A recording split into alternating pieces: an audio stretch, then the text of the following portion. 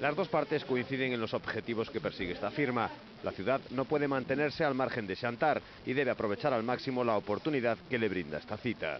Que a cidade, cada vez máis o Concello, teña esta colaboración coa Fundación Espourense, dado que é a cidade a máis beneficiada de todos os actos que dentro da Fundación Espourense se fan, non?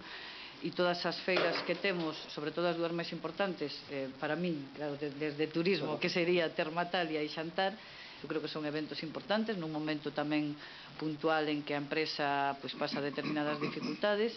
O que pretendemos é, por un lado, que o empresario faga negocio, pero por outro lado, que a cidade teña a maior afluencia de visitantes e de turistas a propio Xantar, pero tamén que se aproveite para coñecer a cidade e as nosas pozas, non? Realmente a filosofía é esta, é dicir, aproveitar a cidade de Ourense, fortalecer a cidade de Ourense.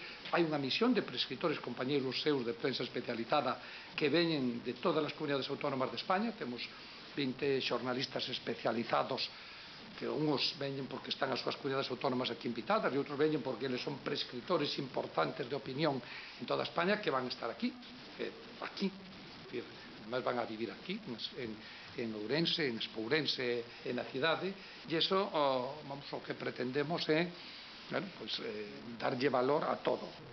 Ourense contará con un stand propio en la feria, en la que se ofrecerá a los visitantes todo tipo de información. La colaboración con el Concello se traducirá un año más en que habrá un mucho bus a disposición de quienes acudan a cenar a Espourense y no quieran llevar su coche.